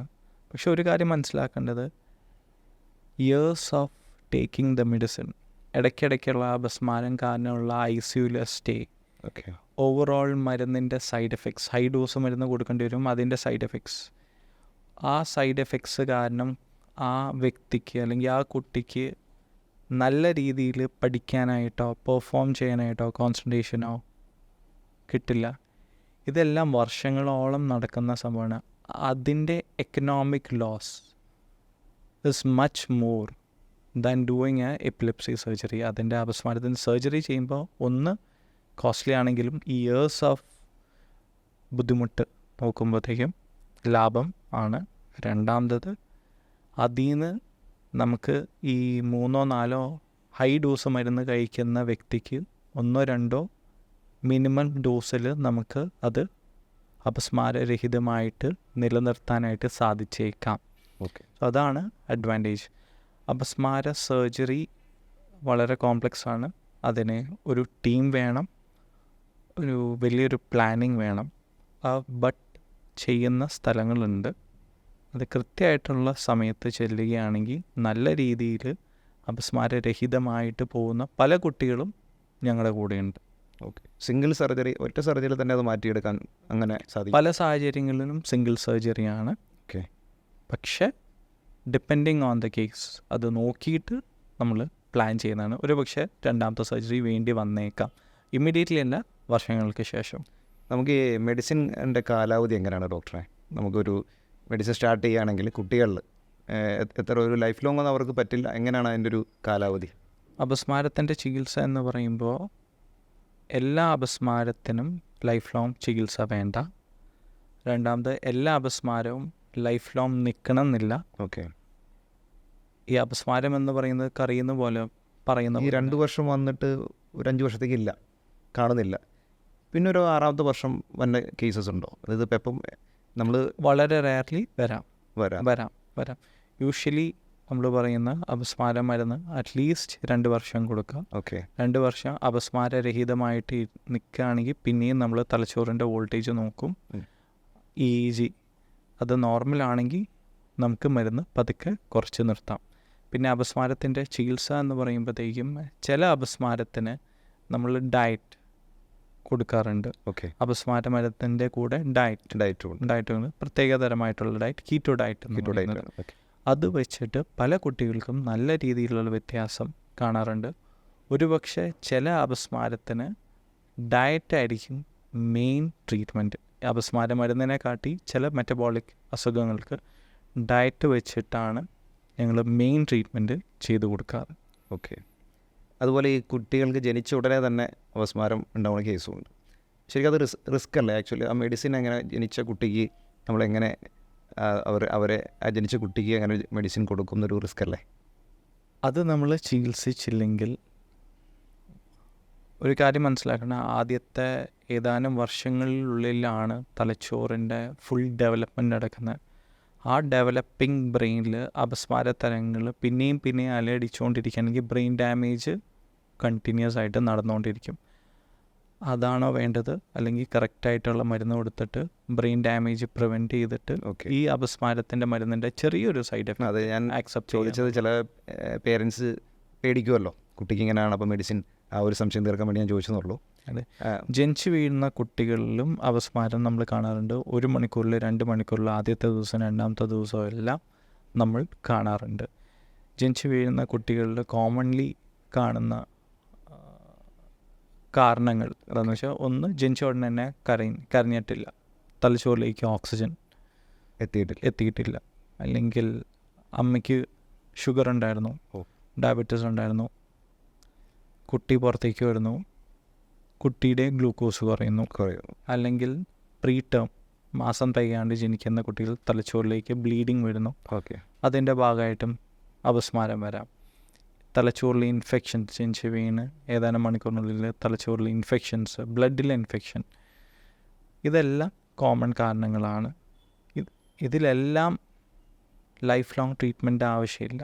ഒരുപക്ഷെ ICU നിയോനേറ്റൽ ICU കുട്ടീനെ പറഞ്ഞു വിടുന്നതിന് മുന്നേ തന്നെ എല്ലാ മരുന്നുകളും നിർത്താനായിട്ട് സാധിച്ചേക്കാം. ഓക്കെ, അതും മനസ്സിലാക്കണം. ഓക്കെ. ശരിക്കും ഇപ്പോൾ അപസ്മാരം ഉദ്ദേശിച്ചത്, ഇപ്പോൾ എനിക്ക് മനസ്സിലായത്, നമ്മുടെ നിയന്ത്രണത്തിലല്ലാതെ ബ്രെയിൻ പ്രവർത്തിച്ച് എനിക്കിപ്പോൾ കൈ ഉയർത്തണമെന്ന് എനിക്ക് തോന്നുമ്പോഴാണ് ശരി കൈ ഉയർത്തുക. അല്ലാത്ത പക്ഷം എൻ്റെ ഓർമ്മയിലല്ലാതെ ഞാൻ വിചാരിക്കാതെ തന്നെ കൈ ഓൾറെഡി ബ്രെയിൻ സിഗ്നൽ വന്ന് ഓട്ടോമാറ്റിക്കലി കൈ പൊങ്ങുകയാണെങ്കിൽ അതൊരു അപസ്മാരമാണ് ഏറെക്കുറെ, അല്ലേ? പക്ഷേ നമുക്കത് മനസ്സിലാക്കാൻ സാധിക്കില്ല. എൻ്റെ നിയന്ത്രണത്തിലല്ലാതെ നമ്മുടെ ശരീരം പ്രവർത്തിക്കുന്നുവെങ്കിൽ അതൊരു അപസ്മാരം ആണെന്ന് നമുക്ക് സംശയിക്കാം, അല്ലേ ഡോക്ടറെ? അതെ. ഓക്കെ ഡോക്ടർ, അടുത്തത് നമുക്ക് സ്ട്രോക്കാണ്. മെയിനായിട്ട് 2 ടൈപ്പാണ് സ്ട്രോക്ക്. അതിൽ എസ്ചിമിക്കും അതുപോലെ ഹെമറേജിക്കും. അപ്പോൾ രക്തധമനിയിലെ രക്തം കട്ട പിടിക്കുക അല്ലെങ്കിൽ ബ്ലോക്ക് ഉണ്ടാവുക, അതാണ് മെയിനായിട്ട് സ്ട്രോക്ക് ഉദ്ദേശിക്കുന്നതെങ്കിലും നമ്മുടെ ഈ കുട്ടികളിൽ ഏത് സ്ട്രോക്കാണ് കൂടുതലായിട്ട് ഉണ്ടാവുക? പൊതുവേ നമ്മൾ സ്ട്രോക്ക് എന്ന് പറയുമ്പോഴത്തേക്കും ഇത് പറഞ്ഞ പോലെ എസ്കീമിക്കും ഹെമറേജിക്കാണ്. അത് ഒരു പ്രായം അനുസരിച്ചാണ്. ഓക്കെ. ഉദാഹരണത്തിന് മാസം തികയാത്ത പല കുട്ടികൾ പുറത്തേക്ക് വരുമ്പോൾ അവർക്ക് ഇൻട്രാവെൻട്രിക്കുലർ ഹെമറേജ്, അത് ബ്ലീഡിങ് ആണ്, തലച്ചോറിലേക്കൊരു ബ്ലീഡിങ് ആണ് കോമൺലി വരുന്നത്. അതിൻ്റെ കൂട്ടത്തിൽ വളരെയധികം ഇൻഫെക്ഷൻ അല്ലെങ്കിൽ ബ്ലീഡിങ് ഡിസോർഡേഴ്സ്, രക്തം കട്ട പിടിക്കാത്ത ആളുകൾക്കാണെങ്കിൽ അത് തലച്ചോറിലേക്കുള്ളൊരു രക്തസ്രാവമായിട്ട് വരും. ഓക്കെ. കാർഡിയാക് ഇഷ്യൂ, ഹാർട്ടിന് പ്രശ്നമുള്ള ആൾക്കാർ, ഹാർട്ടിൽ നിന്ന് ക്ലോട്ട് തലച്ചോറിലേക്ക് പോകുമ്പോൾ കാർഡിയാക് ഇഷ്യൂ ഉള്ളൊരു കുട്ടിക്ക് അല്ലെങ്കിൽ വ്യക്തിക്ക് ഇത് കാർഡിയോ എംബോളിക് എന്ന് പറയുന്നത്. ഓവറോൾ നമ്മൾ നോക്കുകയാണെങ്കിൽ സ്ട്രോക്ക് ഇസ്കീമിക് സ്ട്രോക്കാണ് കോമൺ ആയിട്ടുള്ളത്. പിന്നെ വേറൊരു രീതിയിലും സ്ട്രോക്ക് വരാം. ഒരു തലച്ചോറിലൊരു ഇൻഫെക്ഷൻ, മെനിഞ്ചൈറ്റിസ് വന്നു കഴിഞ്ഞിട്ട് അതിൻ്റെ ഇൻഫെക്ഷൻ്റെ ഭാഗമായിട്ടുള്ള നീർക്കെട്ട് കാരണം അത് രക്തക്കുഴലിനെ ബാധിക്കുകയും സ്ട്രോക്ക് വരികയും ചെയ്യാം. അതും സ്ട്രോക്കാണ്. പിന്നെ വേറൊന്ന് വീനസ് ഡ്രെയിനേജ്, തലച്ചോറിൽ നമുക്ക് രക്തക്കുഴലുണ്ടല്ലോ, ഓക്കെ, ശുദ്ധരക്തം കൊണ്ടുപോകുന്നതും അശുദ്ധ രക്തമുണ്ട്. അതാണ് ആർട്ടറീസും വെയിൻസും. തലച്ചോറിലെ വെയിനിലെ ക്ലോട്ട് വരുന്നതും ഒരു സ്ട്രോക്കായിട്ട് നമ്മൾ കാണാറുണ്ട്. ഓക്കെ. ഇതൊക്കെയാണ് കോമൺലി കാണുന്നത് സ്ട്രോക്ക്. ഈ സാധാരണ ലക്ഷണങ്ങളുണ്ടല്ലോ, ഇപ്പം മെഡിക്കൽ ടേംസിൽ BEFAST എന്നൊരു ടേമുണ്ട്. അതെ. അത് അതിനെ പറ്റി ഒന്ന് എക്സ്പ്ലെയിൻ ചെയ്യാൻ പറ്റുമോ? എങ്ങനെയാണ് എൻ്റെ ലക്ഷണങ്ങളൊന്ന് പറയാമോ? BFAST എന്ന് പറയുന്നത് ഒരു ഷോർട്ട് ടേമാണ്, സ്ട്രോക്ക് വന്നോ ഇല്ലയോ എന്നുള്ള അറിയാനായിട്ട്. അത് തലച്ചോറിൻ്റെ നമ്മുടെ കൈയിനെ അല്ലെങ്കിൽ കണ്ണിനെ അല്ലെങ്കിൽ സംസാരത്തിനെ എല്ലാം അല്ലെങ്കിൽ ബോധത്തിനെ എഫക്റ്റ് ചെയ്യുന്ന ഒരു ഷോർട്ട് ഫോമാണ് BFAST. സോ സംസാരം പെട്ടെന്ന് കുഴഞ്ഞു പോകുന്നു, കണ്ണ് മങ്ങിച്ച് പോകുന്നു, ബാലൻസ് പെട്ടെന്ന് പോകുന്നു, കൈകാല് സ്വാധീനം, ഒരു സൈഡിലെ കൈകാല് സ്വാധീനം വരികയാണെങ്കിൽ നമ്മൾ സ്ട്രോക്ക് സംശയിക്കുക. ഇതൊക്കെയാണ് കോമൺലി നമ്മൾ കാണുന്ന ലക്ഷണങ്ങൾ. പിന്നെ വേറെ രീതിയിൽ രക്തസ്രാവം വരുമ്പോഴത്തേക്കും പെട്ടെന്ന് ബോധം പോകുന്നു, ഛർദിൽ, തലവേദന, വളരെയധികം ശക്തമായിട്ടുള്ള തലവേദന, ഛർദി, എന്നിട്ട് ബോധം പോകുന്ന അവസ്ഥയിലേക്ക് പോകുന്നത് നമ്മൾ കാണാറുണ്ട്. അതും സ്ട്രോക്കാണ്. ഇതൊക്കെ മനസ്സിലാക്കാൻ പറ്റുന്ന ഒരു ലക്ഷണങ്ങളാണല്ലോ. ഇനി മനസ്സിലാക്കാൻ പറ്റാത്ത ലക്ഷണങ്ങൾ ഈ സ്ട്രോക്കാണെന്ന് ഏതൊക്കെയാണെന്ന്? ചില സിറ്റുവേഷനിൽ ഇപ്പോൾ വളരെ ചെറിയ കുട്ടികളിൽ അപസ്മാരമായിട്ടും സ്ട്രോക്ക് വരാം. അത് മുതിർന്നവരിൽ അധികം കോമൺ അല്ല, ഉണ്ടാവാം. വളരെ ചെറിയ കുട്ടികളിൽ ഒരു ഭാഗം മാത്രമായിട്ട് ജെർക്ക് ചെയ്തുകൊണ്ടിരിക്കുന്നത് ജനിച്ച് ഏതാനും മണിക്കൂറിനുള്ളിൽ അല്ലെങ്കിൽ 1-2 ദിവസത്തിനുള്ളിൽ ജെർക്കിങ് വരുന്നത് സ്ട്രോക്ക് ആവാൻ സാധ്യതയുണ്ട്. അങ്ങനെ പല കുട്ടികളും നമ്മൾ കണ്ടിട്ടുണ്ട്. പിന്നെ പെട്ടെന്ന് വയലൻ്റ് ആവുക അല്ലെങ്കിൽ ബോധം പോവുക, സ്വഭാവത്തിൽ പെട്ടെന്നൊരു വ്യത്യാസം വരിക, അത് പ്രത്യേകതരമായിട്ടുള്ള തലച്ചോറിൻ്റെ ഏരിയയിൽ സ്ട്രോക്ക് വരികയാണെങ്കിൽ ആ രീതിയിൽ വരാവുന്നതാണ്. കാഴ്ച മാത്രം മങ്ങിപ്പോകുന്നതും ഒരു സൈഡിൽ മാത്രം മങ്ങിപ്പോകുന്നതും ഒരു പ്രത്യേകതരം സ്ട്രോക്കാണ്. സോ നമ്മൾ യൂഷ്വലി പറയുന്ന BFAST എപ്പോഴും ശരിക്കും അത് കാഴ്ച ചിലപ്പോൾ ഒരു മൈഗ്രെയിനാണെന്ന് തെറ്റിദ്ധരിക്കുമല്ലേ? അത് തെറ്റിദ്ധരിക്കാം. ഒരു സൈഡിൽ പെട്ടെന്ന് അങ്ങോട്ട് പോകുന്നു, കാഴ്ച നഷ്ടപ്പെടുകയാണ്. വേറൊന്നും ചോദിച്ചില്ല. സ്ട്രോക്ക് പോലെയുള്ള പല ലക്ഷണങ്ങളുണ്ട്. അത് പ്രത്യേകമായിട്ടും കുട്ടികളിലാണ്. ഒരു കുട്ടിക്ക് അപസ്മാരം വന്നു ഒരു സൈഡിൽ മാത്രമാണ് അപസ്മാരം വന്നു പോയതിന് ശേഷം ആ കൈകാല് സ്വാധീനക്കുറവുണ്ടാവാറുണ്ട്. അത് സ്ട്രോക്ക് ആവണം എന്നില്ല. സ്ട്രോക്ക് പോലത്തെ ഒരു ലക്ഷണം. പിന്നെ വേറൊന്ന്, ഫാമിലിയിൽ മൈഗ്രെയിൻ ഉണ്ടാവാം.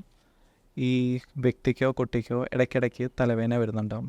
തലവേദന വളരെ ശക്തമായി വന്നിട്ട് ആട്ടം, ബാലൻസ്, ഛർദി, അതും സ്ട്രോക്കായിട്ട് നമുക്ക് കമ്പയർ ചെയ്യാവുന്നതാണ്. പക്ഷെ അത് സ്ട്രോക്ക് പോലെയാണ്, സ്ട്രോക്കല്ല. ഇതിനെ സ്ട്രോക്ക് മിമിക്സ് എന്ന് പറയും. സ്ട്രോക്കിൻ്റെ മിമിക് ചെയ്യുന്ന, അല്ലെങ്കിൽ ശക്തമായിട്ടുള്ള തലവേദന വന്നതിന് ശേഷം ഒരു ഭാഗം തളർന്നു പോവുക, സ്ട്രോക്ക് പോലെ, അല്ലെങ്കിൽ ബോധം നഷ്ടപ്പെടുക. ഇതിനെ കോംപ്ലിക്കേറ്റഡ് മൈഗ്രെയിൻ അല്ലെങ്കിൽ ഹെമിപ്ലീജിക് മൈഗ്രെയിൻ എന്ന് വിശേഷിപ്പിക്കാമെന്ന്. ഓക്കെ. ശരിക്കും എൻ്റെ ഗോൾഡൻ അവേഴ്സ് ഉണ്ടാവുമല്ലോ, എത്ര മണിക്കൂറിൽ എത്ര നേരത്തിനുള്ളിൽ ഡോക്ടറെ മാക്സിമം എത്ര നേരത്തെ എത്തിയാൽ ശരിക്കും സ്ട്രോക്കിൽ നിന്ന് രക്ഷപ്പെടാം? ഒരു സമയം കൃത്യമായിട്ടൊന്ന് പറയാം. ചുരുക്കത്തിൽ ടൈം ഇസ് ബ്രെയിൻ. ഓക്കെ. ഒരു അത്യാവശ്യം ശരാശരി നോർമലായിട്ടൊരു രക്തക്കുഴലിൽ സ്ട്രോക്ക് വരുമ്പോൾ എല്ലാ മണിക്കൂറും 20 ലക്ഷം ന്യൂറോൺസാണ് നഷ്ടപ്പെട്ട് കഴിഞ്ഞാൽ അത് ഒരിക്കലും റീജനറേറ്റ് ചെയ്യാൻ സാധ്യമല്ല.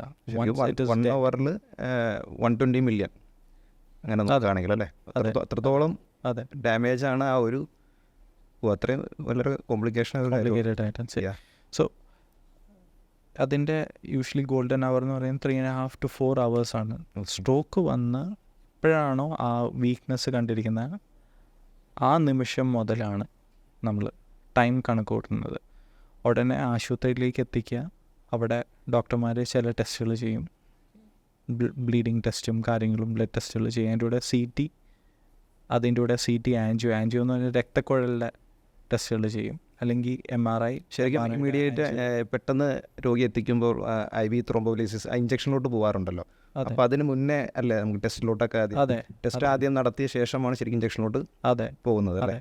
അതിന് പല ക്രൈറ്റീരിയാസ് ഉണ്ട്. ഓക്കെ. പ്രായം, അതിൻ്റെ പല ഷുഗർ, പ്രഷർ, BP എല്ലാം കൂടെ നോക്കിയിട്ടാണ് നമ്മൾ ചെയ്യാൻ പറ്റുമോ ഇല്ലയോ എന്നുള്ളത്. ബ്ലഡ് ടെസ്റ്റ് ആദ്യമേ എടുത്തിട്ട് കുറച്ച് ബ്ലഡ് ടെസ്റ്റ് നമ്മൾ വിടും. അതിൻ്റെ കൂടെ പല ഏജും ആ സമയത്തുള്ള BP-യും എല്ലാ കാര്യങ്ങളും നോക്കിയിട്ടാണ് നമ്മൾ തീരുമാനിക്കുക. നമ്മൾ CT ചെയ്യും. ആദ്യം തന്നെ ഏറ്റവും ഇമ്പോർട്ടൻ്റ് ആയിട്ടുള്ള CT, പിന്നെ രക്തക്കുഴലിലെ ആൻജിയോഗ്രഫി എന്ന് പറയുന്ന CT ആൻജിയോഗ്രഫി അല്ലെങ്കിൽ MR ആൻജിയോഗ്രഫി, അത് ചെയ്തിട്ടാണ് നമ്മൾ തീരുമാനിക്കുന്നത് നേരെ നമുക്ക് ത്രോംബോലൈസിസ്. യൂഷ്വലി ഒരു 3-4 മണിക്കൂറിനുള്ളിൽ വരികയാണെങ്കിൽ നമ്മൾ ത്രോംബോലൈസിസ് ചെയ്യും. അത് കഴിഞ്ഞിട്ട് പിന്നെ വരുന്ന കുട്ടികൾ ആണെങ്കിൽ, മുതിർന്നവരിലാണെങ്കിൽ നമ്മൾ ചെയ്യാൻ പറ്റുന്നത് ഇൻട്രാ ആർട്ടീരിയൽ ത്രോംബെക്ടമി അല്ലെങ്കിൽ ഇൻട്രാ ആർട്ടീരിയൽ ത്രോംബോലൈസിസ് നമുക്ക് ചെയ്യാൻ പറ്റുന്നതാണ്. അത് ചെയ്യുന്ന സ്ഥലങ്ങളിൽ പോയി ഈ മെക്കാനിക്കൽ ത്രോംബോട്ടമി ചെയ്യാവുന്നതാണ്. ശരിക്കും ആദ്യത്തെ സ്ട്രോക്ക് വന്ന ആൾക്ക് റിപ്പീറ്റായിട്ട് വരുമ്പോൾ അപ്പോൾ ഓൾറെഡി അറിയാമല്ലോ ഇത് സ്ട്രോക്കാണ്, അപ്പോൾ വീണ്ടും ടെസ്റ്റ് ചെയ്യുമോ? ആക്ച്വലി ഡെഫിനറ്റ്ലി വീണ്ടും ടെസ്റ്റ് ചെയ്യും. രണ്ടാമത് സ്ട്രോക്ക് വരാമെന്നുള്ള പല കാരണം കൊണ്ടും വരും. അതെന്താണെന്നുള്ള വിശദമായിട്ടുള്ള പഠനം ആവശ്യമുള്ളത്. ഓക്കെ. ശരിക്കും എന്തൊക്കെ ട്രീറ്റ്മെൻറ്റ്സാണ് അതിന് ശരിക്കും വരുന്നത് സ്ട്രോക്ക് വന്ന വ്യക്തികൾക്ക്, അല്ലെങ്കിൽ കുട്ടികൾക്ക് മെയിനായിട്ട് എന്തൊക്കെ ട്രീറ്റ്മെൻറ്റ്സാണ്? കുട്ടികളിൽ ഈ പറയുന്ന സ്ട്രോക്ക് എന്ന് പറയുമ്പോൾ മുതിർന്ന ആളുകൾ കാണുന്ന പോലെ ഷുഗർ, പ്രഷർ, കൊളസ്ട്രോള് അല്ല. കാരണം കുട്ടികളിൽ ഷുഗർ റയറാണ്, പ്രഷറും കൊളസ്ട്രോളും നമ്മൾ കേട്ടിട്ട് പോലുമില്ല. സോ അവർക്ക് സ്ട്രോക്ക് വരാനായിട്ടുള്ള വേറെ കാരണങ്ങളുണ്ടാവും. സോ വേറെ കാരണങ്ങൾ എന്താണെന്നുള്ളത് നമ്മൾ കണ്ടുപിടിക്കണം. അതെന്താണെന്നുള്ള ഒരു പക്ഷേ ജനറ്റിക് ആയിട്ടുള്ള ജനറ്റിക് എന്ന് പറയുമ്പോൾ എപ്പോഴും പാരമ്പര്യം എന്നല്ല.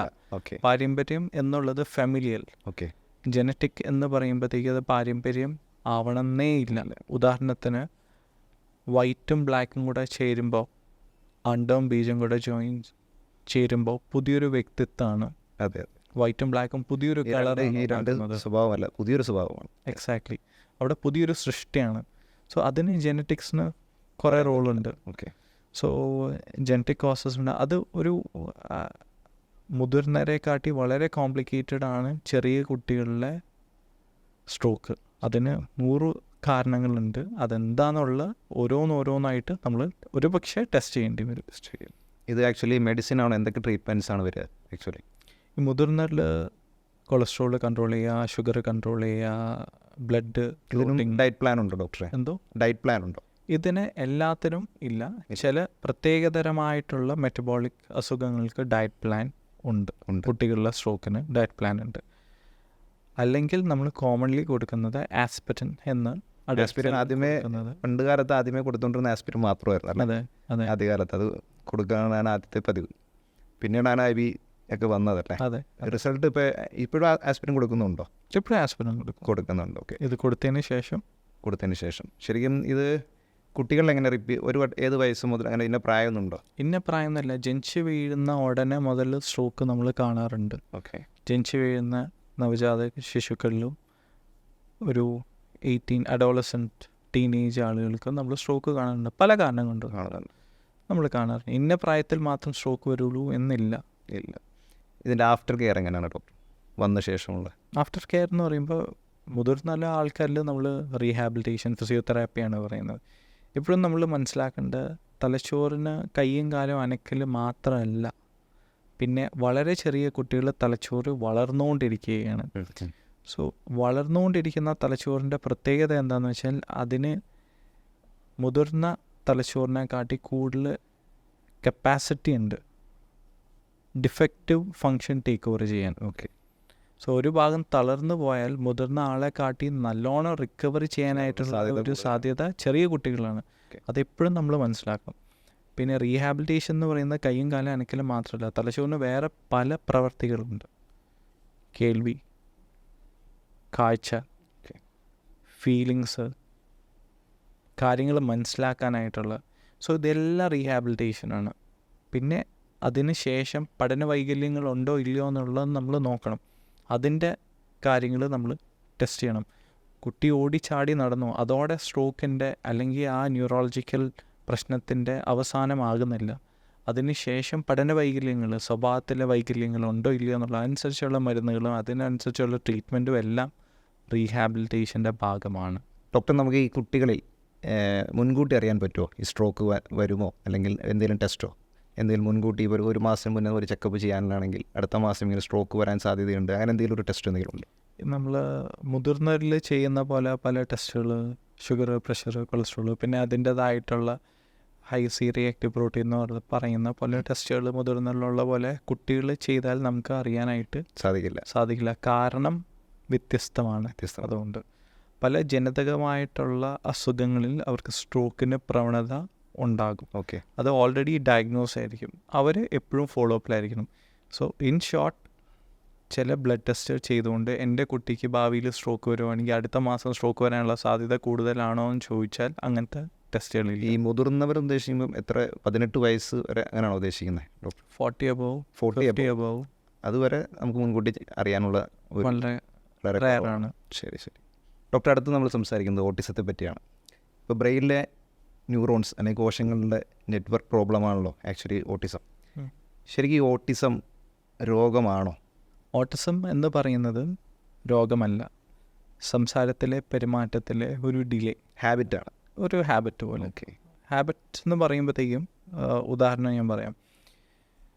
ഒരു കുട്ടി ജനിച്ചു വീഴുമ്പോൾ, ഒരു ഹ്യൂമൻ ബീങ് ജനിച്ചു വീഴുമ്പോൾ, ആ ഏത് എൻവയൺമെൻറ്റിലാണോ ആ കുട്ടി ജനിച്ച് വളരുന്ന ആ എൻവയൺമെൻറ്റിനെ ഫുള്ളി അബ്സോർബ് ചെയ്യും.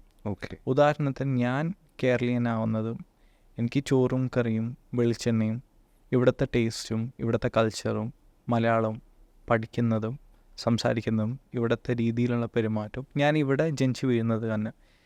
ഇതേ ഞാൻ ചൈനയിൽ വളരുകയാണെങ്കിൽ ഞാൻ പാമ്പും തേളും പല്ലിയും പാറ്റയും ചോപ്സ്റ്റിക്സും ഉപയോഗിച്ച് ഭക്ഷണം കഴിച്ചു തന്നെ.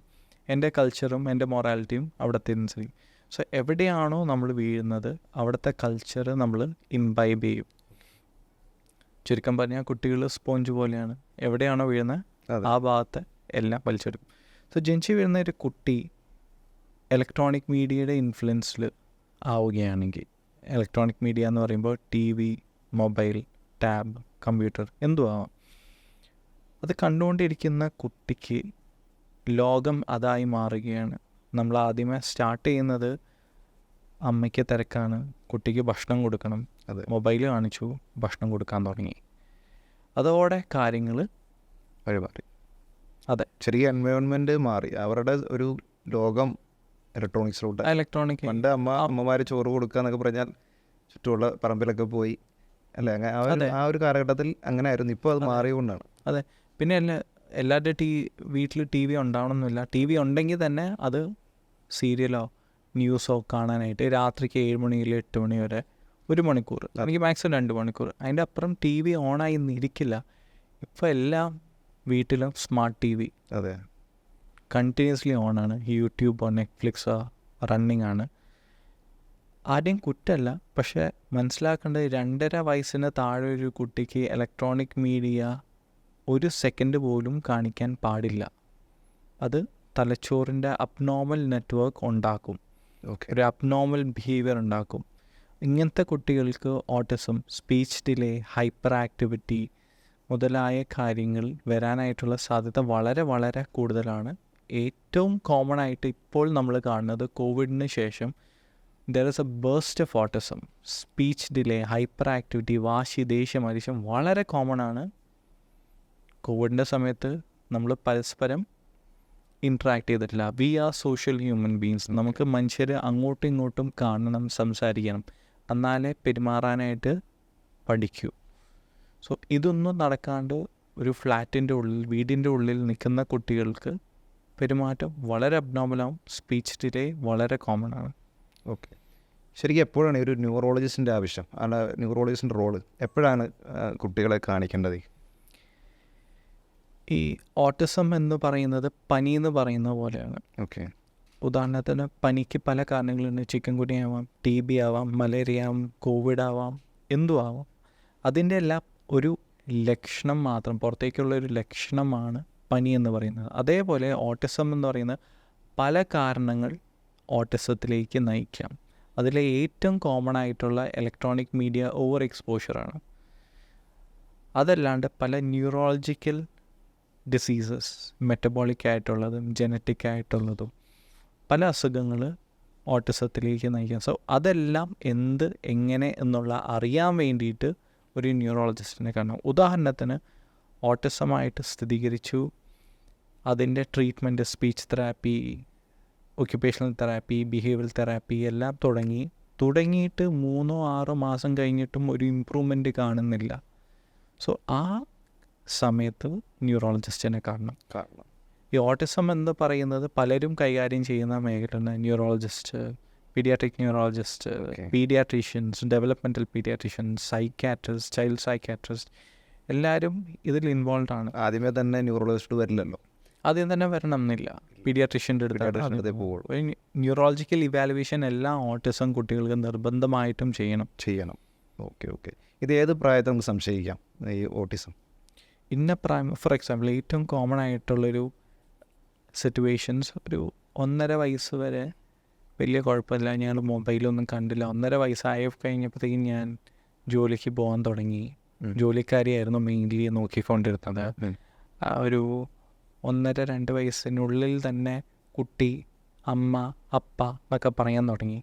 ഒരു 2 വയസ്സായി കഴിഞ്ഞപ്പോഴത്തേക്കും അത് സംസാരം കുറഞ്ഞു വരും. നേരത്തെ സംസാരിച്ചുകൊണ്ടിരുന്ന വാക്കുകൾ നഷ്ടപ്പെടും. അതാണ് ഏറ്റവും കോമൺ ആയിട്ടുള്ളത്. പിന്നെ ഉള്ള ലക്ഷണങ്ങൾ ഐ കോണ്ടാക്റ്റ് ഇല്ല, വിളിച്ചാൽ നമ്മൾ നോക്കില്ല, നമ്മുടെ നേരെ നോക്കില്ല, വിളിച്ചാൽ നമ്മൾ നേരെ നോക്കില്ല. പിന്നെ ചാടിക്കളിക്കുന്നു, വളരെയധികം ചാടിക്കളിക്കുന്നു.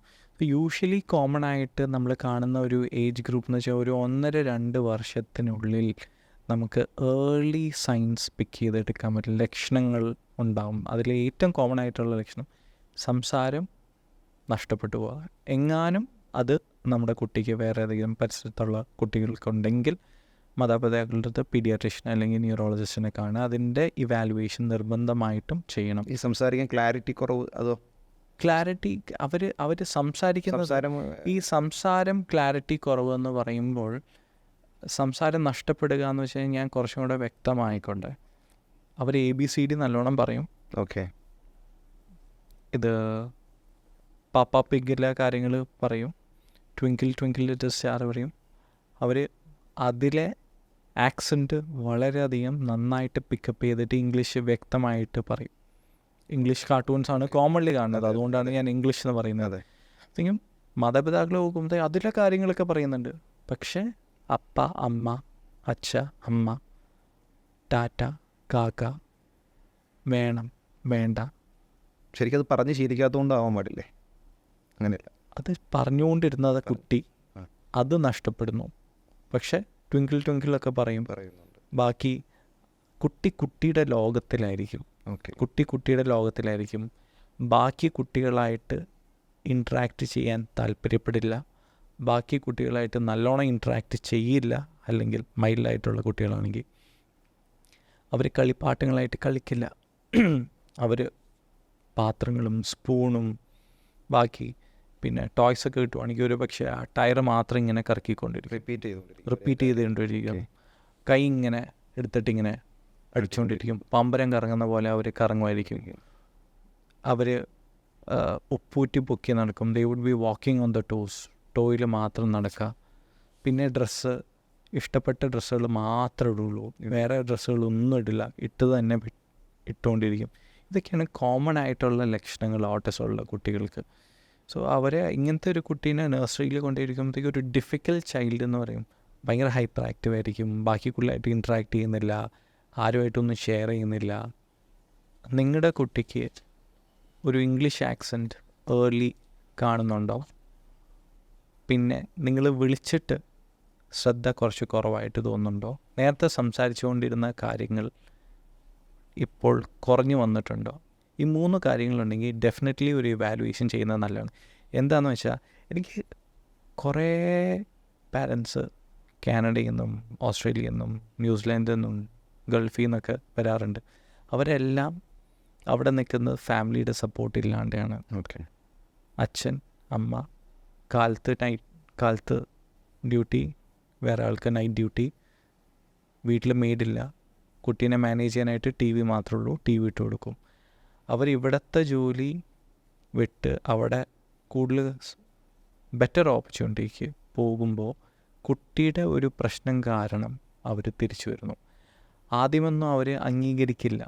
അത് ആദ്യം തെറ്റല്ല. കുട്ടിക്കൊരു പ്രശ്നമുണ്ട് എന്നുള്ള വല്ലവരും പറഞ്ഞാൽ അംഗീകരിക്കില്ല. അവിടെ ടെസ്റ്റ് ചെയ്താലും അവിടെ കഴിവതും പിടിച്ച് നിൽക്കാനായിട്ട് ശ്രമിക്കും. അപ്പോഴത്തേക്കും കുട്ടിക്ക് വയസ്സ് കൂടിക്കൊണ്ടിരിക്കുകയാണ്. 2 വയസ്സ് കഴിഞ്ഞു, 3 വയസ്സ്, 4. ശരിക്കും മാതാപിതാക്കൾ പേരൻസ് എപ്പോഴും കൂടെ ഉണ്ടാവണ ഒരു മുഖ്യ കൂടെ ഉണ്ടാവണം. ഇലക്ട്രോണിക് മീഡിയ കാണിക്കരുത്.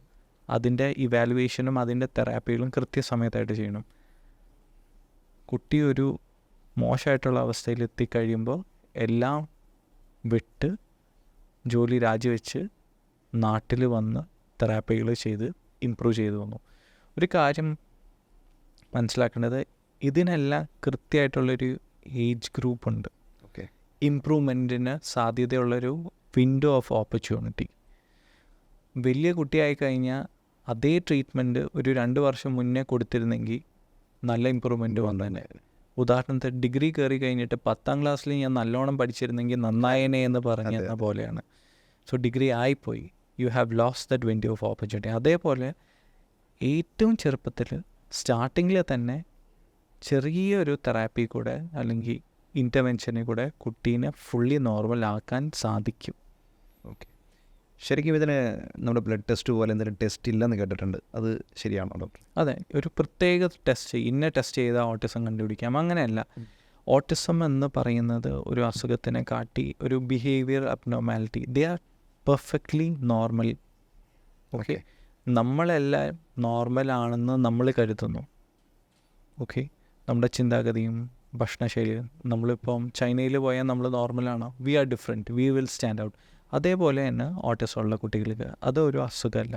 ഇനി അത് ടെസ്റ്റ് ചെയ്യാനായിട്ട് ചോദ്യോത്തരങ്ങളാണ്, സ്വഭാവത്തിലെ ഒരു ഡിഫറൻസ് ആണ്. ആ സ്വഭാവം മനസ്സിലാക്കാനായിട്ട് ബ്ലഡ് ടെസ്റ്റ് ചെയ്താലോ MRI ചെയ്താലോ വേറെ ഏതെങ്കിലും എക്സ്റേ എടുത്താലോ ഒന്നും അറിയാൻ സാധ്യമല്ല. അതിന് ചോദ്യോത്തരം വഴി നമുക്ക് അതിൻ്റെ ലക്ഷണങ്ങളുണ്ടോ ഇല്ലയോ എന്നുള്ള നമുക്ക് അറിയാൻ പറ്റും.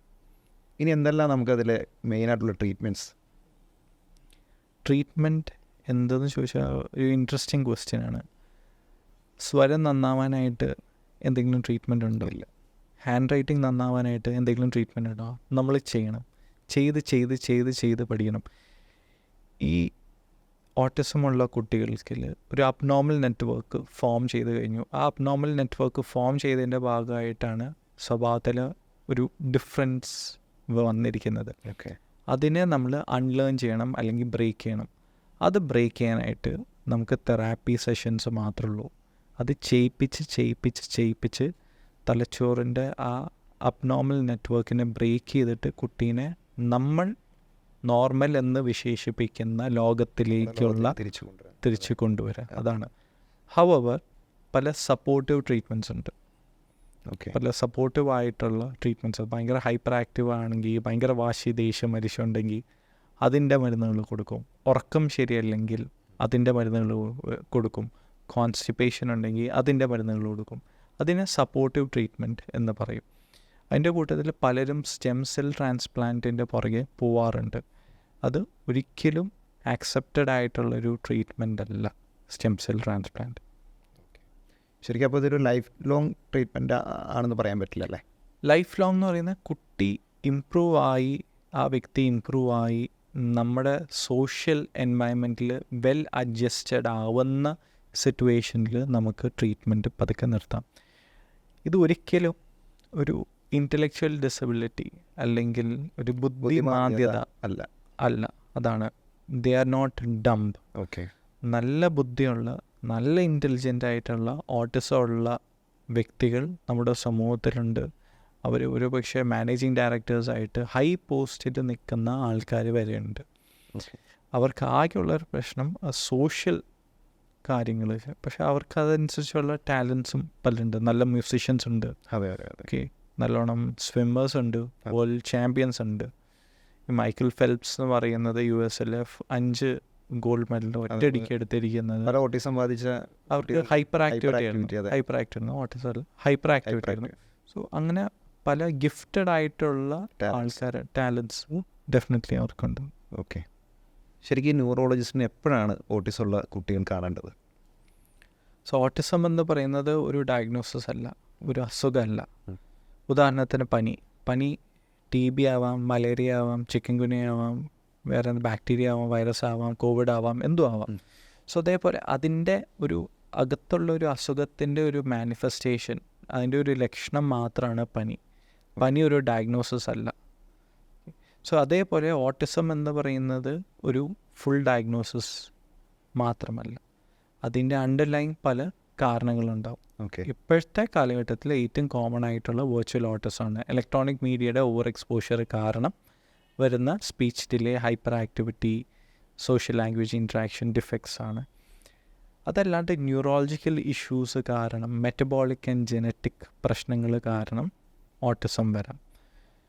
നമ്മൾ ഓട്ടിസം സെൻറ്ററിൽ ചെന്നു, തെറാപ്പി സ്റ്റാർട്ട് ചെയ്തു, സ്പീച്ച് തെറാപ്പി, ഓക്യുപ്പേഷണൽ തെറാപ്പി എല്ലാം സ്റ്റാർട്ട് ചെയ്ത് കഴിഞ്ഞിട്ട് ഒരു നല്ലൊരു ഇമ്പ്രൂവ്മെൻ്റ് ഒന്നും കാണുന്നില്ലെങ്കിൽ ഡെഫിനറ്റ്ലി ന്യൂറോളജിസ്റ്റിനെ കാണണം. പിന്നെ പല അപസ്മാരങ്ങൾ, സൈലൻ്റ് ആയിട്ടുള്ള അപസ്മാരങ്ങൾ വരുമ്പോൾ കുട്ടികളുടെ നേരത്തെ പഠിച്ചുകൊണ്ടിരുന്ന കാര്യങ്ങളെല്ലാം നഷ്ടപ്പെട്ടു പോകുന്നു. വിളിക്കുമ്പോൾ ശ്രദ്ധ കിട്ടുന്നില്ല, നോക്കുന്നില്ല. ഇതെല്ലാം ന്യൂറോളജിസ്റ്റിൻ്റെ ഇൻ്റർവെൻഷൻ ആവശ്യമുള്ള മേഖലയിലാണ്. ഡോക്ടർ, അപ്പോൾ ഇത്രയും നേരം നമ്മളോടൊപ്പം ഇരുന്ന് വളരെ വിലപ്പെട്ട ഇൻഫർമേഷൻ നമ്മളോട് ഇരുന്ന് നമ്മുടെ ആരോഗ്യ സംഭാഷണത്തിൽ പ്രേക്ഷകർക്ക് അത്യാവശ്യം എല്ലാ കാര്യത്തെപ്പറ്റിയും മനസ്സിലായെന്ന് വിശ്വസിക്കുന്നു. ഇവിടെ ഇത്രയും തിരക്കുള്ള സമയത്ത് താങ്കളെ പോലുള്ളൊരു വ്യക്തി നമ്മളോടൊപ്പം ഇരുന്ന് ഇത്രയും ടൈം സ്പെൻഡ് ചെയ്തതിന് പ്രത്യേകം നന്ദി അറിയിക്കുകയാണ്. Thank you. നിർത്തുന്നതിന് മുന്നേയായിട്ട് ഇത് കാണുന്ന എല്ലാവരോടും എനിക്ക് പറയാനായിട്ടുള്ളത്, ഹെൽത്ത് കെയർ ഇൻഡസ്ട്രിയിൽ ഒരു വലിയൊരു മാറ്റം ചികിത്സ.com എന്ന പ്ലാറ്റ്ഫോം കൊണ്ടുവന്നിട്ടുണ്ട്. ഞാനതിൽ വളരെ ഹാപ്പിയാണ്. ഓക്കെ ഡോക്ടർ, അപ്പോൾ താങ്കളുടെ വിലപ്പെട്ട വാക്കുകൾക്ക് പ്രത്യേകം നന്ദി അറിയിക്കുകയാണ്. താങ്കളെ പോലുള്ള മികച്ച ഡോക്ടേഴ്സിൻ്റെ പിന്തുണയും സപ്പോർട്ടുമാണ് നമുക്ക് മുന്നോട്ടുള്ള നമ്മുടെ പ്രവർത്തനങ്ങൾക്ക് ഊർജം. Thank you. എപ്പോഴും ഞങ്ങളോടൊപ്പം ഉണ്ടാവുമെന്ന് ഞാൻ വിശ്വസിക്കുന്നു. പ്രേക്ഷകർ, ഒന്നേ എനിക്ക് പറയാനുള്ളൂ, ഞങ്ങളുടെ ചികിത്സ.com എന്ന പ്ലാറ്റ്ഫോം നീണ്ട ഒരു വർഷത്തെ പ്രയത്നമാണ്. നമ്മളത് പബ്ലിക്കിലോട്ട് എത്തിയിട്ടില്ല.